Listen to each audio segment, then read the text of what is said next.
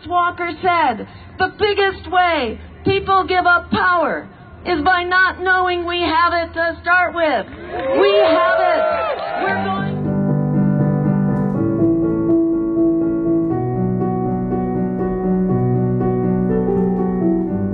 So, one thing that I will do to change the world is make sure that our queer, trans, people of color, especially our queer Chicanx youth, know that they have power, and we have leaders that are willing to fight for them and represent all the people, not just the corporate 1% elite.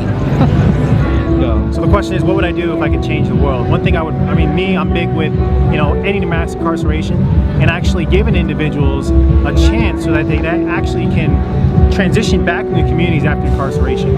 And one thing I guess I can say that I would really want to do is that all of us as human beings to look at people who have been incarcerated, who have been affected by the system, to look at them as people. Don't look at them as numbers. Don't look at them as felons. Don't look at them as criminals. Don't look at them as thugs. Look at them as human beings, as brothers and sisters, and let's help them transition back into the communities so that they can reunite back with their loved ones. So people who don't understand the prison industrial complex, the injustices in our communities, the reasons why blacks and browns continue to be funneled through the system, the reason why we have a school to prison pipeline that exists in underserved communities where people such as me, such as black and brown, are continuing to either go to the military, to either go to prison, or working at some low-end job to where there's no upward mobility. There's no chance to actually to be a lawyer, right? There's no chance to actually be a doctor. There's no chance to make 6 figures. No chance, not even 6 figures, to make 50 grand. And that's something that exists today. So if we can educate folks, right? Because I'm not gonna lie, that used to be me. I used to be an individual that was blind to the injustices. But if I can do it, if I did it myself, just by educating myself, right? Whether it's through reading a book myself, going to school, others can do it as well.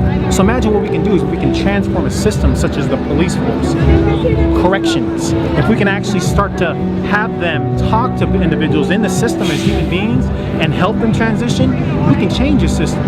We don't have to have this 70% recidivism rate here in California. We can actually turn that around and make it possibly a 30%. You know what, 0%. That would be a dream. To where people, once they do their time, that's it. And another thing is that once they do their time, let's remove that tag as a felon. Let's have them re-enter society as, hey, fresh start. And last but not least, let's put people over profits. End mass incarceration, ban private prisons, bring humanity back, and just bring love. The most powerful tool should be love, and it shouldn't be someone's weapon, right? It's love, and it's communication, and it's mind. It's being mindful, understanding. That's what I would do. So. If there's one thing that I could change in the world, it would be to bring humanity back. And this nationalism that's occurring right now, and this corporate military defense, congressional military complex has got to end. The warmongering has got to stop. We've got to bring the humanity back, start saving lives, and making sure that everyone's taken care of, and that there's no more suffering. There's no need for suffering. There's enough money in the world to take care of everybody, to spread some happiness and some love.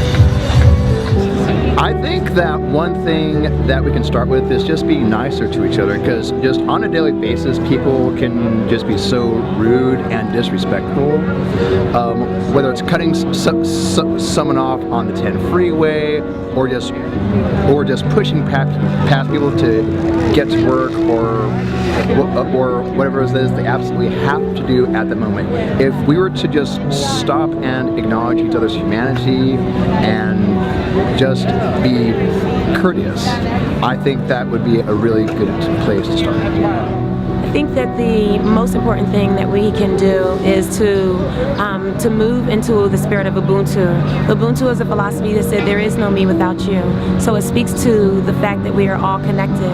And if we embody that connection and we represent that connection that we have to all other life and all of the things that we do and how we build our societies and our systems, everything will be lovely and beautiful. I can't let you be hungry, because your hunger would be my hunger. Your pain would be my pain. Your suffering would be my suffering, and it really is, but we have this illusion of separation that enables us to imagine that that's not actually the case. So as we begin to better understand that we are fully connected, you know, I mean, even on a scientific level, quantum physics says that the quantum particles that are in you today could be in me tomorrow. So whatever experiences that others are having in the world, those experiences ultimately eventually become a part of our experience. So we need to know and recognize our connection, and that will change everything. I vote for Jill Stein. She's the only one who has a plan that would transform the country, that would put it to become a super economic power instead of a super military power. And the way that she has her plan, her platform structured, it would actually get to the root causes of the problems instead of trying to attack the symptoms of it. So she's got the Green New Deal, which will get us to 100% renewable green energy, as well as get us out of the economic crisis we have. That's 20 million green jobs. She'll cancel student debt so that the students will be free. They can have kids, they can move out of the parents' basements, they can move out of, and they can start to be involved in our economy, and that'll be an economic stimulus, again, that would help all of us. And then there's the free public college tuition that will have us investing in our future so that we don't need H-1B visas. We'll have people who have skills and have the jobs to fill those skills. And all that will work well. I'm talking very much, so you guys can go ahead. I'm going to keep this simple. I think it really comes down to treat people the way you want to be treated. Now, would you like to be bombed? I personally would not like to be bombed. So I think maybe we should not be bombing people. Works for me. Yeah, would you like to be stolen from? Well, I wouldn't like to be stolen from, so maybe, you know, corporate America should stop fleecing Americans. Look at pharma greed. I recently was given a prescription by my doctor, and I went to the pharmacy to go fill it, and I was told it was $300. And I said, well, I have insurance. They said, that's the price with insurance. Without, it's $1,200. So yes, we've got to stop the greed. Treat people the way you want to be treated. And vote for Jill Stein. Vote for Jill Stein. Okay, I guess I'll go next. We need to call all our reps and tell them not to vote no on TPP. TPP is the Trans-Pacific Partnership. There's also the TTIP, which is the EU version, and the TISA, which is the trade service version. Basically, anything that doesn't drop on the ground that would fall under TISA. Basically, these trade agreements are not trade agreements. They are corporate agreements, and in a nutshell, it is profits over people. It allows corporations to have radical powers to sue sovereigns if A, if they don't want their product, and B, if they don't want to accept the product that they want to sell it. So basically, it is corporate terrorism, which will lead to corporate fascism, enslaving all of us except the 1%. And it destroys environmental regulations, it destroys water safety regulation, destroys manufacturer safety regulation, it destroys workers' rights. Yes, it's my turn, damn it. It also destroys affordable health care. It destroys freedom of speech and legalize slave labor. It's not a trade deal. It's a corporate agreement. TPP is NAFTA on steroids. Yes. No good for anyone. No TPP. Okay, what I would say is to get involved with the things that matter with you and your community. Because there are a lot of elected officials. Bernie woke a lot of us up to get involved, and we need to get the people that have been elected that are corrupt and selling us out, get those people out of office. There's organizations like Brand New Congress that are working to do that, and the change starts with us. And if we get the right people in the right positions that are working with the constituents instead of working for corporations, then that's how we make the change. 88% of Congress and Senate are up at the election November 8th, yep. So go and vote, get rid of them. And one last thing, what everybody needs to do. They need to listen to each other. They need to listen to the opposing side instead of insulting the other people. Because at the end of the day, we all have to join forces and fight our corrupt government. And vote for Jill Stein. Vote for Jill Stein.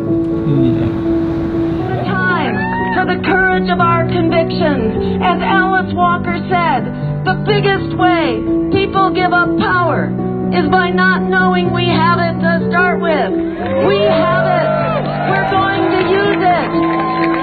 We are the ones we've been waiting for, and we do have the power to create that world. So we say it's time to forget that propaganda of powerlessness.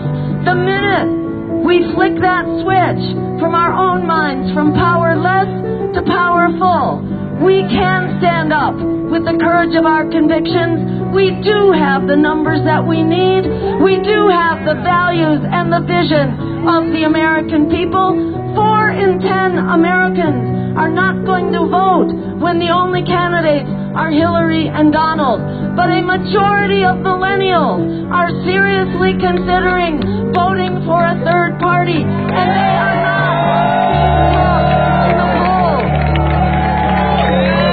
So we are a revolution that is waiting to happen. We are that voter revolt that is on the verge of breaking through. So we say, forget the lesser evil, fight for the greater good, like our lives depend on it.